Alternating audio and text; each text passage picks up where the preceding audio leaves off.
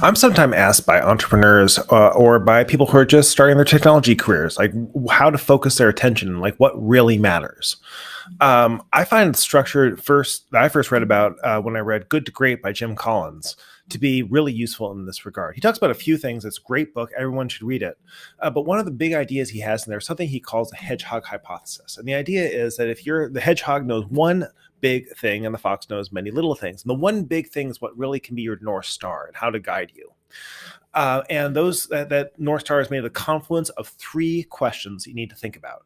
The first is, what do you care about? He uses the word passion. I find the word passion really gets overused in today's society. So I would just sort of start with the most basic question, like, what do you really care about? What gets you up in the morning that you're excited about? What kind of work is it that you enjoy doing every day? What is the meaning of what you're trying to accomplish?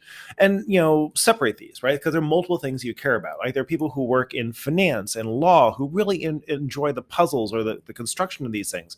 There are people who work in medicine who really care about the change they're making in people's lives. And there are people who work in law who really care about the law. There are people who work in medicine who really care about the actual work of the medicine. It's different for different folks. So understanding the thing that you care about and the things that you care about becomes the first list. The second list you want to look at is going to be, what can you become world class at? And this can is really an important idea. There's not the expectation you need to be world class at something today. You're in a career or building a venture. You are moving towards becoming world class at that thing. But if you're moving towards something you can't be world class at, or that isn't really what you know to be the center of gravity of your talents, you're much less likely to become successful. So, what are those things you can become world class at? This is probably a list of more than one item. It's a list of, less than a lot. And sometimes people are at a point in their career, they don't really know the answer to that question.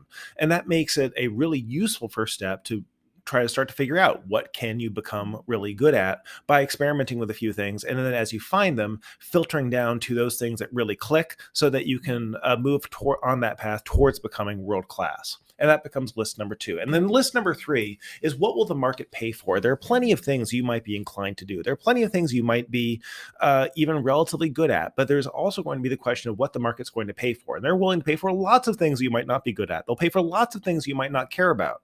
But what we're looking for is the intersect. So what are those things that you have seen the market being willing to pay for in the context of your career or your business so far? So when you put those three things together, you have the hedgehog hypothesis, right? What do you care about that will get you to work every day? What can you become world class at? So you're making a progress towards excellence. And what will the market pay for that this is going to be an economically viable path, either in the form of building a new equity venture or building a career with jobs or whatever it turns out to be? It's all basically the same. What is your path for going from merely being good to being great?